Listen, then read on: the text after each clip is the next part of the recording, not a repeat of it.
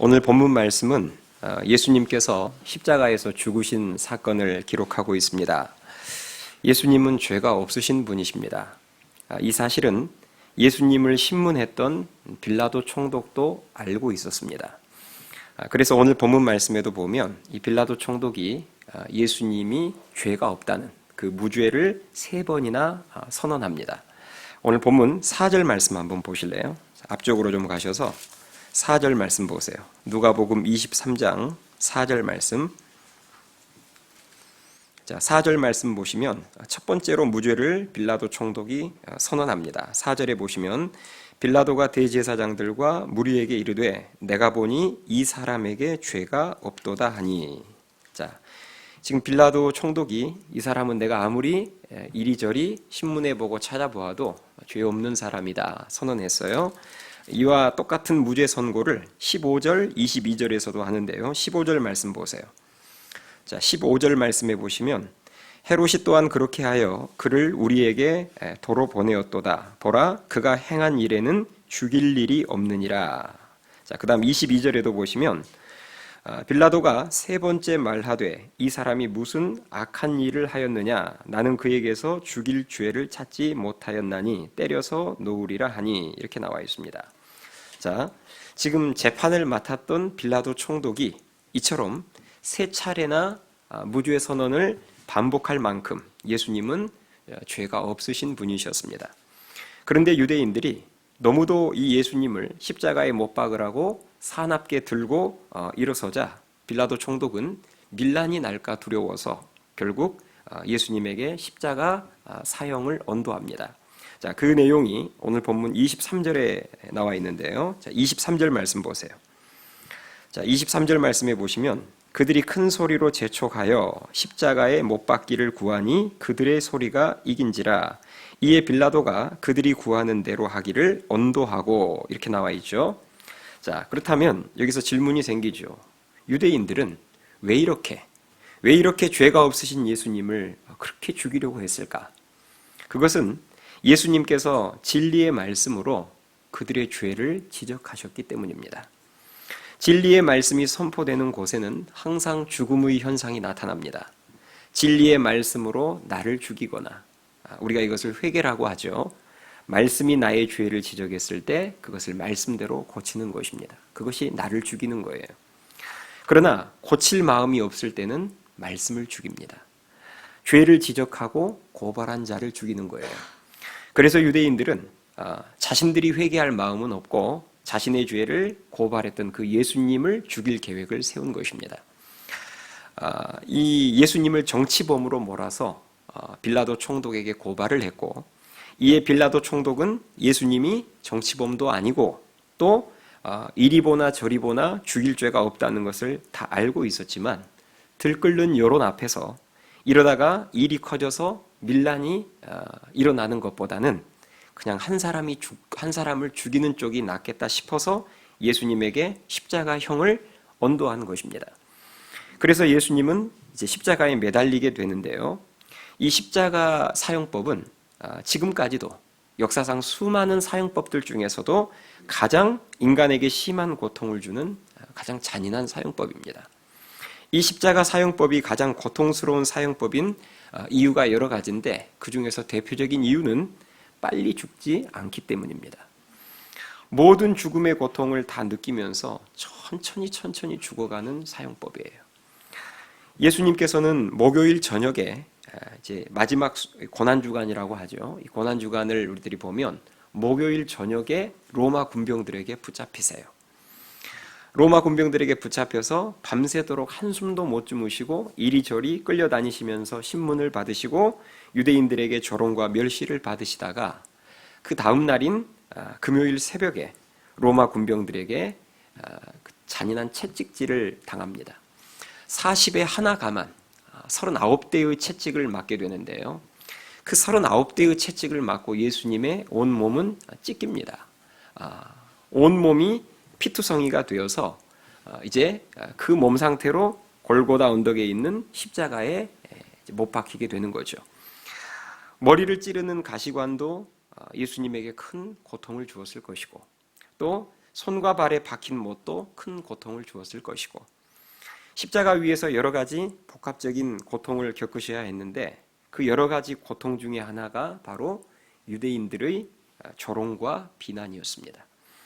예수님께서 십자가에 못 박혀 계셨던 시간이 금요일 오전 9시에서부터 오후 3시 정도까지 6시간 정도 매달려 계셨는데요. 그 6시간 동안 유대인들은 십자가 아래서 지금 십자가 위에 못 박힌 예수님을 구경하면서 온갖 악한 말들로 조롱하고 모욕했습니다. 성전을 헐고 사흘 만에 짓는다는 자여 왜 자신은 구원하지 못하느냐, 이렇게 비아냥거리는 유대인들도 있었고 또 대제사장과 서기관들도 함께 예수님을 희롱하면서 그가 남은 구원하였으되 자신은 구원할 수 없다, 이렇게 비아냥거리면서 말했어요. 네가 만일 하나님의 아들이어든 지금이라도 십자가에서 내려와 봐라, 그러면 믿겠노라, 이렇게 말하며 조롱하기도 했습니다. 심지어는 예수님과 함께 십자가에 매달렸던 그 양옆에 있던 흉악범들도 같이 예수님을 욕했다고 나와 있습니다. 저는 이 대목에서 이제 솔직히 이런 생각이 드는 거예요. 내가 아무리 미워하고 싫어하는 사람이라도 그 사람이 잔인한 십자가에 못 박혀서 비참하게 죽어가고 있다면 그 앞에서 더 이상 조롱하거나 욕할 것 같진 않아요. 내가 아무리 미워했던 사람이라 할지라도 저렇게 지금 힘없이 잔인한 처형법으로 죽어가고 있는데 그 앞에서 또 모욕을 한다. 이건 진짜 아무리 악하지만 이렇게까지 해야 되나 하는 생각이 드는 거죠. 유대인들은 예수님이 십자가에 달려 조용히 죽어가는 그 순간에도 계속 비아냥거리며 조롱했습니다. 우리는 이런 유대인들의 모습 속에서 인간의 악한 죄성을 다시 한번 확인할 수 있는 거죠. 예수님을 죽이기 위해서 지금까지 온갖 거짓 증언들을 동원하여서 자기들이 원했던 대로 예수님을 십자가에 매달았음에도 불구하고 그 예수님을 향한 미움과 분노가 조금도 사그러들지 않고 끝까지 계속되는 것을 보게 됩니다. 우리 인간에게 있는 이 죄악된 마음 중에 하나가 바로 미움이라는 것입니다. 남을 미워하는 마음이 우리 모두에게 있어요. 우리는 이미 그 죄성을 가지고 태어났습니다. 나와 외모가 다르고 나와 생각이 다르면 미워해요. 나보다 더 뭔가를 잘해도 미워하고 잘한 것 때문에 미워하고 나보다 뭘 더 못해서 잘 못 따라와도 또 그것 때문에 미워해요. 최근 뉴스를 통해서 여러분들도 보셨을 거예요. 호주에서 백인 여성들이 길에서 만난 아시아계 사람들에게 코로나 꺼져버리라고 하면서 폭언과 폭행을 하는 모습을 여러분들이 아마 보셨을 것입니다. 우리나라 사람들 중에서도 아마 그런 뉴스들을 보면서 분노했던 사람들이 있었을 거예요. 그 엄연한 인종차별이라는 거죠. 그런데 놀라운 것은 사실 우리에게도 그런 마음이 있다는 것입니다. 코로나 바이러스가 중국 우한에서 시작됐잖아요. 그러다 보니까 중국 사람들이 우리나라를 웃고 떠들며 돌아다니면 우리나라 사람들도 싫어합니다. 이게 우리 안에 있는 미움이라는 마음이에요. 다 있어요. 교회에서 확진자 몇 명 나오면 교회 다닌 사람들을 다 미워하고, 학원에서 확진자 몇 명 나오면 학원 관계자들도 미워하고, 유학생 확진자 몇 명 나오면 모든 유학생들을 다 미워해요. 마스크를 쓴 자가 마스크를 안 쓴 사람을 미워합니다. 지지하는 정당이 다르면 서로 미워하고, 자신이 생각하는 대통령 후보가 다르면 또 서로 미워해요. 과거에는 전라도 사람들이 경상도 사람들을 미워했고 경상도 사람들이 전라도 사람들을 미워했습니다. 지금은 많이 좋아졌지만 과거에는 그게 참 심했잖아요. 또 기독교인들이라면, 교회 다니는 사람이라면 무조건 싫어하고 미워하는 사람들이 있습니다. 교회 다니는 사람들에게 특별히 피해 입은 것이 없어도 그냥 괜히 미워하고 싫어하는 사람들이 있어요. 백인들이 흑인들을 미워했습니다. 그것은 지금도 그래요. 단지 피부색이 다르다는 이유로, 진짜 피부색이 다르다는 이유로 미워하는 거예요. 외모가 다르다는 이유로. 히틀러와 그를 추종했던 독일 사람들이 유대인들을 미워했어요. 얼마나 미워했느냐? 600만 명을 잔인하게 학살했습니다. 예수님은 이 땅에 오셔서 죄를 죄라고 지적하셨을 뿐인데, 당신이 하나님의 아들이라고 사실을 말했을 뿐인데, 유대인들은 그것 때문에 예수님을 미워했습니다. 그래서 예수님을 십자가에 못 박았고, 못 박혀 죽어가는 예수님을 향해서도 계속해서 그 미워하는 마음을 비아냥거림과 욕설과 조롱으로 쏟아냈습니다. 그런데요, 예수님께서는 자신을 향해서, 자신을 십자가에 못 박고 끝까지 자신을 향해서 욕설과 조롱하는 그 유대인들을 예수님은 미워하지 않으셨어요. 베드로전서 2장 23절에 기록된 것처럼 예수님은 욕을 당하시되 맞대어 욕하지 아니하시고 고난을 당하시되 위협하지 않으셨습니다. 당장이라도 십자가에 내려가셔서 얼마든지 복수하실 수 있는 능력을 가지고 계셨지만 그렇게 하지 않으셨어요. 예수님은 자신을 십자가에 못 박은 그들을 용서해 주셨습니다. 도리어 기도해 주셨어요. 오늘 본문 34절에 그 내용이 나오는데요. 자, 34절 말씀 보세요. 자, 34절 말씀. 자, 지금 자신을 십자가에 못 박고 욕하고 조롱하는 자들을 바라보면서 예수님이 하신 기도가 소개되어 있습니다. 34절 보시면 이에 예수께서 이르시되 아버지 저들을 사하여 주옵소서 자기들이 하는 것을 알지 못함이니이다 하시더라. 이렇게 나와 있습니다. 자, 지금 예수님께서는 자신을 십자가에 못 박고 비난하고 조롱하는 자들을 바라보면서 같이 분노하거나 같이 미워하지 않으셨어요. 하나님, 저들을 사하여 주십시오. 용서하셨습니다. 기도해 주셨어요. 저들은 지금 자기들이 어떤 죄를 짓고 있는지도 알지를 못한 자들입니다. 예수님의 십자가는 이렇듯 용서의 십자가였습니다. 그리고 이 용서의 십자가를 만난 수많은 사람들은 예수님과 똑같이 원수를 용서하는 그 길을 걸어갔습니다. 사랑의 원자탄이라는 별명을 가진 과거 우리 손양원 목사님 아시죠? 손양원 목사님이 자신의 두 아들들을 죽인 안재선이라는 살인범을 어떻게 용서를 하고 그 살인범을 양아들 삼았을까요? 이유는 간단합니다. 용서의 십자가를 만났기 때문입니다. 나 같은 죄인을 용서해 주신 용서의 십자가를 경험하고 만났기 때문에 손양원 목사님도 똑같이 그 용서의 길을 걸어가셨던 거예요. 저는 세상에서 사람마다 의견이 다를 수 있지만 저는 세상에서 가장 어려운 일이 원수를 용서하는 일이라고 생각합니다. 그러나 우리가 용서의 십자가를 제대로 만나면, 이 용서의 예수님을 십자가에서 우리가 지금 확인할 수 있는 용서의 예수님을 제대로 만나면 우리도 예수님처럼 원수도 용서하는 그 길을 우리도 걸어갈 수 있고, 또 그 은혜를 받은 자라면 당연히 그 길을 걸어가야 합니다. 지금 여러분이 세상에 나가서, 여러분 직장에서나 세상에서 교회 다니는 크리스천이라는 사실을 여러분들이 밝히면 곱지 않은 시선과 독서를 듣게 될지도 모릅니다. 그때마다 오늘 본문에 나오는 예수님을 여러분들이 기억하셔야 돼요. 나 같은 죄인들까지도, 자신을 십자가에 못 박고 조롱한 원수들까지도 용서하시면서 그들을 위해서 기도하신 예수님을 기억하시고, 우리 역시도 나를 향해서 손가락질하고 나를 함부로 욕하고, 그리고 단순히 그냥 교회 다닌다는 것 그 이유 하나만으로 나를 미워하고 박대하는 그 사람들을 우리도 예수님처럼 용서할 수 있어야 되고, 또 그들을 위해서 기도할 수 있기를 주님의 이름으로 축원합니다. 예수님이 십자가에 못 박히셨을 때 혼자 못 박히신 게 아니었어요. 두 죄인들과 함께 십자가에 못 박히셨습니다. 그래서 그날 골고다 언덕 위에는 세 개의 십자가가 세워져 있었습니다. 오늘 본문에 그 내용이 나오는데요. 32절 말씀 보세요. 자, 32절 말씀에 보시면, 32절에 보시면 또 다른 두 행악자도 사형을 받게 되어 예수와 함께 끌려가니라. 해골이라 하는 곳에 이르러 거기서 예수를 십자가에 못 박고 두 행악자도 그렇게 하니 하나는 우편에 하나는 좌편에 있더라. 이렇게 나와 있습니다. 자, 지금 예수님 양 옆에 흉악범들이 같이 십자가에 못 박혀 있어요. 그런데 처음에는 양옆에 있던 이 죄인들도 같이 예수님을 욕했습니다.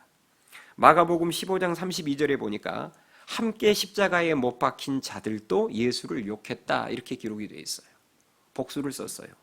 함께 예수님과 못 박힌 자가 욕했다가 아니라 자들도 예수님을 욕했다. 결국은 두 사람이 같이 예수님을 욕했단 말이에요.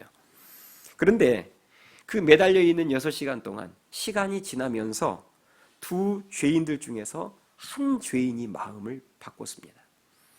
왜 마음을 돌이키고 바꿨는지는 알 수 없어요. 그 정확한 이유는 성경에 기록되지 않았지만 추측컨대 유대인들을 향한 예수님의 반응을 보면서 마음이 바뀐 것 같습니다. 이게 무슨 말이냐면 지금 이 두 죄인들은 예수님하고 가장 가까이 있었던 사람들이에요. 그렇죠?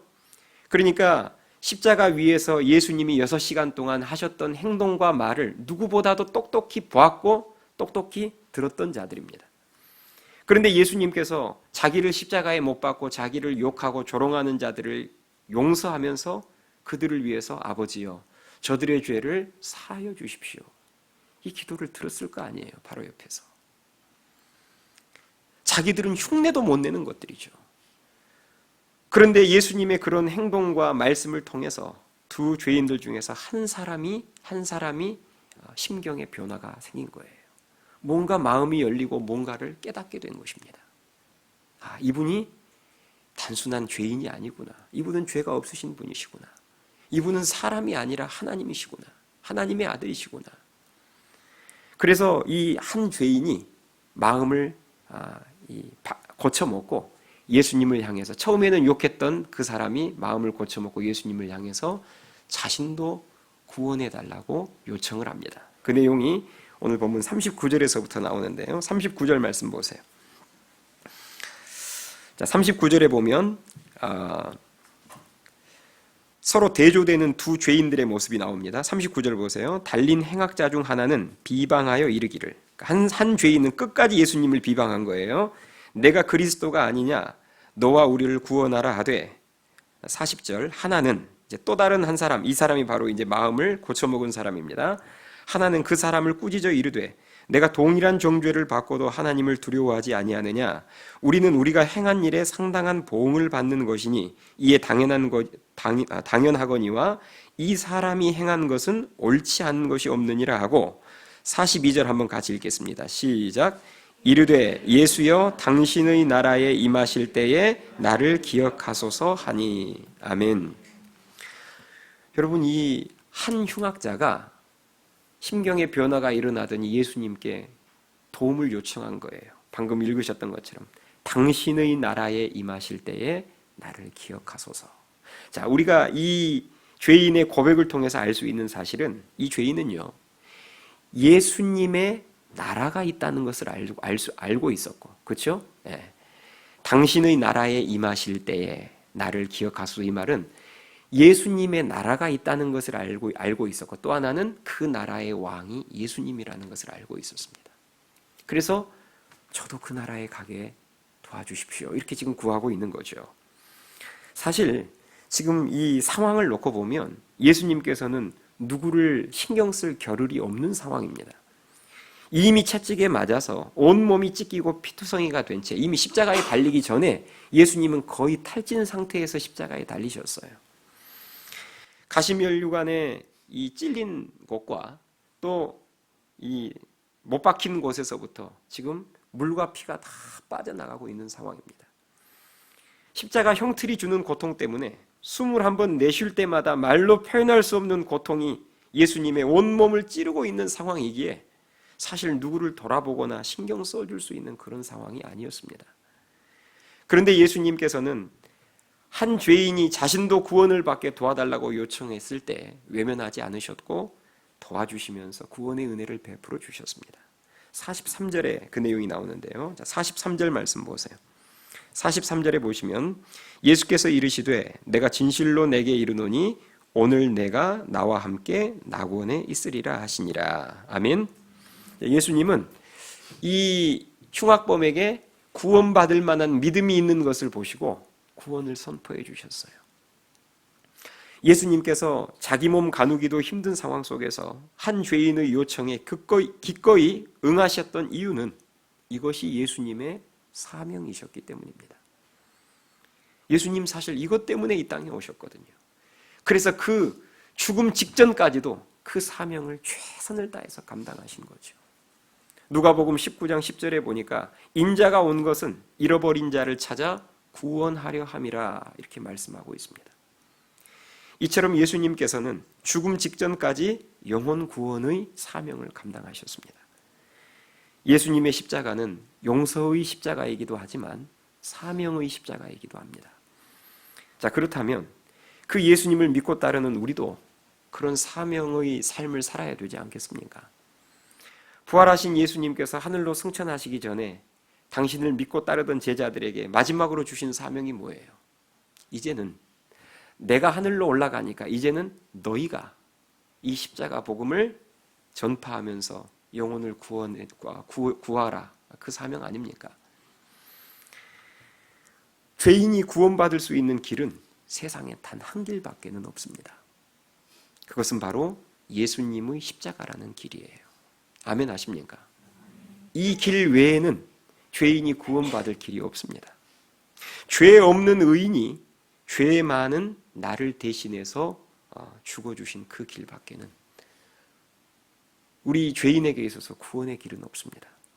그래서 바울은 로마서 1장 16절에서 이렇게 고백합니다. 내가 복음을 부끄러워하지 아니하노니 이 복음은 모든 믿는 자에게 구원을 주시는 하나님의 능력이 됨이라. 지금 사도 바울은 자기는 복음을 안 부끄러워하지 않는데요. 이유는 뭐냐? 죄인을 구원시킬 수 있는 유일한 길이 십자가 복음이기에 나는 이 복음이 자랑스럽고 이 십자가의 복음은 내게 가장 큰 능력이기에 나는 이거 절대 부끄러워하지 않는다는 거죠. 고린도전서 1장 18절에서는 이렇게 바울이 외칩니다. 십자가의 도가 멸망하는 자들에게는 미련한 것이요 구원을 받는 우리에게는 하나님의 능력이라. 십자가의 도가 멸망하는 자에게는 뭐라고요? 미련한 것이요. 예수님을 모르는 세상 사람들 눈에 제일 미련하게 보이는 사람이 누군 줄 아세요? 교회 다니는 사람들이에요. 예수님을 모르는 사람들의 눈에 제일 미련하게 보이고 제일 약해 보이는 사람은 교회 다니는 사람입니다. 그래서 사도 바울이 십자가의 도가 멸망하는 자들에게는 미련한 것이요 구원을 받는 우리에게는 하나님의 능력이라고 외치고 있습니다. 지금 코로나 바이러스 유행하고 있는 코로나 바이러스 걸린다고 해서 다 죽지는 않습니다. 그렇잖아요? 확진자들이 다 죽지 않아요. 확진자 중에서 일부가 죽는 거지 그 걸렸다고 다 죽지는 않습니다. 그러나 죄악의 바이러스는 걸리면 100%다 죽습니다. 여기서 100% 다 죽는다는 죽음의 의미는 단순히 목숨이 끊어진다는 의미만을 말하지 않습니다. 지옥 간다는 의미를 포함하고 있어요. 죄악의 바이러스에 걸린 인생은 100% 죄짓고 살다가 죽어서 결국 지옥 갑니다. 이건 100%입니다. 그런데 이 죄악의 바이러스에서 우리를 구원해 줄 백신이 있으니 그것이 바로 예수님의 십자가임을 믿으실 수 있기 바랍니다. 어떤 죄인이라도 오늘 본문에 나오는 죄인처럼 평생을 죄짓고 살다가 십자가에 매달린 이 흉악범이라 할지라도 하나님의 아들이신 예수님을 믿으면 나를 대신해서 십자가에서 죄 없으신 분이 나를 대신해서 치루신 그 죄값을 내가 받아들이고 믿으면 그러면 구원을 얻어서 천국으로 갈 수 있음을 믿으실 수 있기 바랍니다. 바울은 그 사실을 정확하게 알고 있었기 때문에 복음이라는 죄악의 백신을 자신은 부끄러워하지 않는다 이렇게 고백하고 있습니다. 다시 오늘 본문 말씀으로 돌아가서요. 모두가 예수님을 욕하고 조롱할 때 자, 우리가 다시 그 현장으로 한번 가봅시다. 지금 예수님이 십자가에 매달려 계세요. 예수님 십자가에 매달려 계시는데 지금 그 십자가 현장의 분위기가 좋지가 않아요.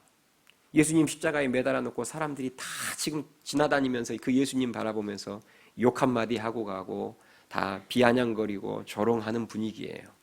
그러면 마음속으로 한번 대답해 보세요. 그런 분위기 속에서 예수님을 믿고 구원받을 사람이 나올까요? 안 나올까요? 그런 분위기 여러분 대충 이해되시죠? 지금 예수님을 막 저주하고 욕하는 분위기인데 그런 분위기 속에서 우리 상식으로는 그 분위기 속에서 예수님을 믿을 사람 나올까요? 안 나올까요? 상식적으로는 안 나오죠. 어떻게 그런 분위기에서 누가 예수님을 믿겠어요? 그런 분위기 속에서 예수님 믿었다가는 같은 취급받을 거 아니에요. 그런데 그런 분위기 속에서도 예수님을 믿는 사람이 나왔단 말입니다. 그게 아까 흉악범이잖아요. 우리 생각에는 그런 분위기 속에 그런 분위기라면 절대 전도가 안 될 것 같은데 그런 분위기 속에서는 어느 누구도 예수님 안 믿을 것 같은데 예수님을 믿는 사람이 나와요. 오늘날도 마찬가지입니다.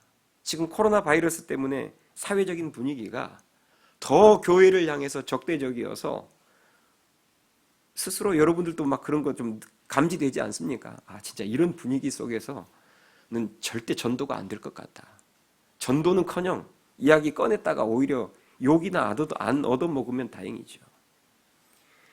우리의 눈으로 봤을 때는 우리 생각으로는 절대 전도가 안 될 분위기처럼 보이지만 그렇지 않습니다. 여러분 이 순간에도 이런 분위기 속에서도 구원의 손길을 기다리는 영혼들이 분명히 있어요. 하나님이 예비시켜 놓은 그런 흉악범들이 분명히 있음을 믿으실 수 있기 바랍니다. 그것은 사람이 하는 일이 아니기 때문에 그렇습니다. 그래서 우리도 영혼 구원이라는 사명의 십자가를 어떤 순간에도 내려놓거나 포기하면 안 돼요. 끝까지 져야 합니다. 세상 사람들이 복음이라는 백신을 가지고 있는 우리들을 향해서 마음 문을 열기 위해서는 우리도 예수님처럼 원수까지 용서하고 품어 안는 삶을 살아야 합니다. 아멘 하십니까? 원수가 나한테 욕을 하면 나도 똑같이 같이 독서를 퍼부어서는 우리를 향해서 마음 문을 열지 않아요. 원수가 나를 교회 다닌다는 이유만으로 욕하고 핍박하고 할 때에도 예수님처럼 그들을 주님의 사랑과 주님의 용서로 품어 안고 나아갈 때 그들도 느끼는 게 있어요. 그러면서 마음 문을 열기 시작하는 것입니다. 앞서 말씀드린 손양원 목사님의 두 아들을 죽인 안재선이라는 청년이 나중에 마음 문을 열고 예수님을 믿게 된 계기도 그 손양원 목사님의 용서, 이해할 수 없는 용서잖아요. 세상에서는 말도 안 되는 용서잖아요. 그 말도 안 되는 용서와 사랑 앞에서 마음 문을 여는 거예요. 이번 고난주간을 맞이하여서 그 십자가의 사랑과 용서를 우리들의 마음 가득히 채웠으면 좋겠습니다. 지금 세상 사람들의 마음에는 제가 봤을 때 세상 사람들의 마음에는 두려움이 크게 하나 자리 잡고 있고 또 하나는 미움이 크게 자리 잡고 있어요. 그래서 여러분들이 진리의 말씀을 읽어서 말씀으로 충만해야 되는데 말씀은 안 보고 기사만 계속 기사로 충만하잖아요. 기사만 계속 읽고 있다 보면 마음속에 두 마음이 생길 거예요. 하나는 두려움, 또 하나는 미움. 또 그 유학생이 그랬대? 또 그 사람들이 그랬대? 계속 미워하는 거예요. 이 두려움과 미움이라는 마음을 여러분들이 물리치려고 노력하지 마시고 그 십자가의 주님의 사랑과 용서로 내 마음을 가득 채우면 두려움과 미움은 자연스럽게 밀려나감을 믿으실 수 있기 바랍니다. 그래서 여러분이 이 고난주간에 그 십자가의 사랑과 용서로 우리의 마음을 가득하게 채워서 이제는 그 마음을 가지고 나를 미워하는 사람들, 교회를 미워하는 사람들을 품어서 그 많은 영혼들을 주님 앞으로 인도하는 데 귀하게 쓰임받을 수 있기를 주님의 이름으로 축원합니다. 예수님께서 6시간 동안 십자가에 매달려 계시다가 오후 3시쯤 숨을 거두셨는데요. 그 장면이 오늘 본문 46절에 나옵니다. 46절 보세요. 46절 예수께서 큰 소리로 불러 이르시되 아버지 내 영혼을 아버지 손에 부탁하나이다 하고 이 말씀을 하신 후 숨지시니라. 이렇게 나와 있습니다. 자, 지금 숨을 거두시기 전에 예수님께서 마지막으로 크게 외치신 말씀이 뭐라고 나와 있죠? 아버지, 내 영혼을 아버지의 손에 부탁하나이다. 이 기도를 마치시고 숨을 거두셨어요. 여러분, 지금 예수님이 하신 이 기도는 사실 시편 31편 5절에 나오는 내가 나의 영을 주의 손에 부탁하나이다 라는 다윗의 기도를 인용한 기도입니다. 이것은 하나님을 지금 온전히, 하나님 아버지를 온전히 신뢰하고 있다라는 의미이고, 진짜 하나님을 온전히 신뢰하는 자만이 드릴 수 있는, 죽음 앞에서 드릴 수 있는 기도입니다. 예수님은 하나님 아버지를 온전히 신뢰하셨어요. 온전히 신뢰하셨기에 십자가에서 죽기까지 아버지의 뜻에 순종하시는 것입니다. 아멘 하시죠?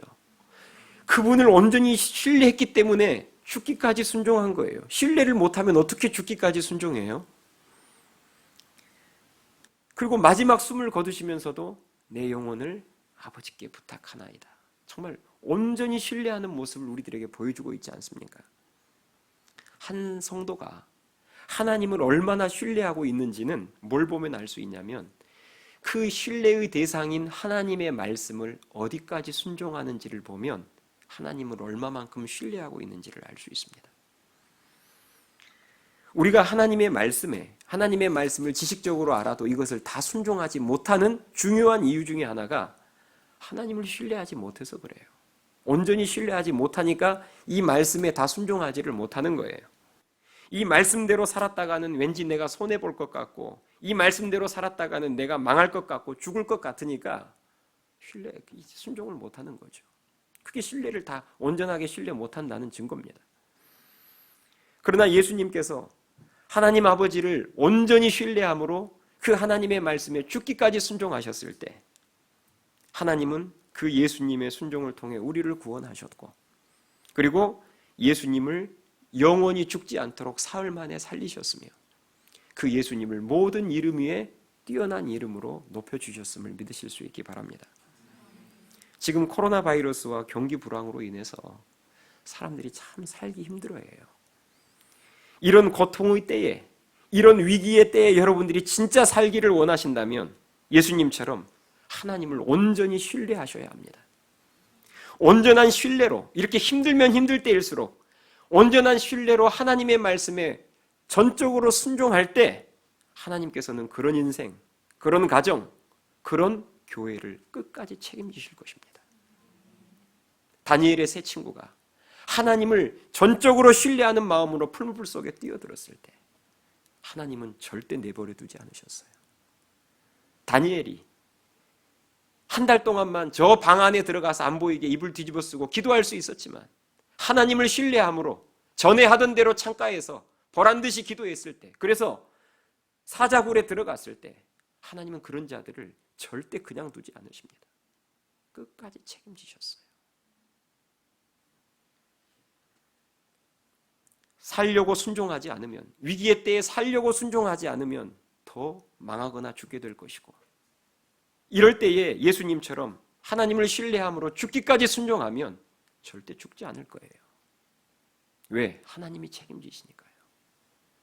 바라기는 세상이 더 살기 힘들어져서, 세상이 각박해져서 이렇게 미움이 더 넘칠수록 예수님의 그 용서의 십자가, 사명의 십자가, 온전한 신뢰의 십자가를 굳게 붙잡고 승리하여서 구원의 통로로 귀하게 쓰임받을 수 있기를 주님의 이름으로 축원합니다. 찬양하시겠습니다.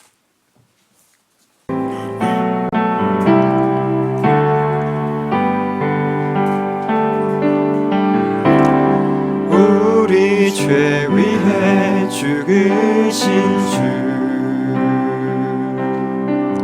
십자가 그 사랑 감사하네. 날마다 주의 형상대로 변화되리라.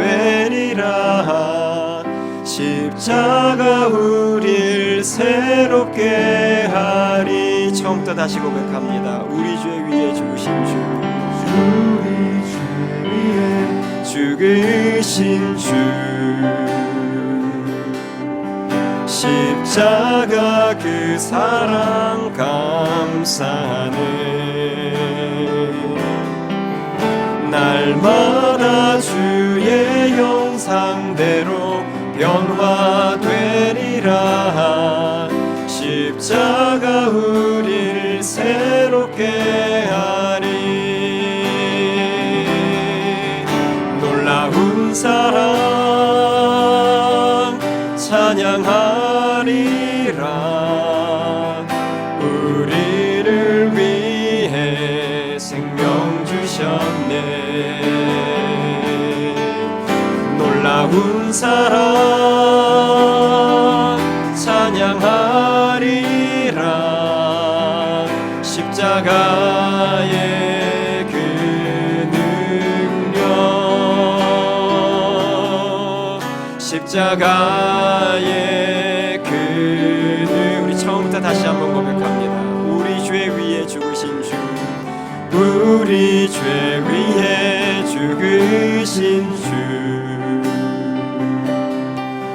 십자가 그 사랑 감사하네. 날마다 주의 형상대로 변화되리라.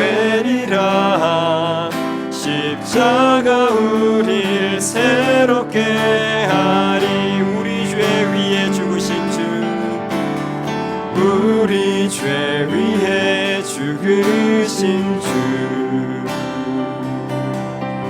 십자가 그 사랑 감사하네. 날마다 주의 형상대로 변화되리라. 날마다 주의 형상대로 변화되리라. 십자가 우릴 새롭게 하리.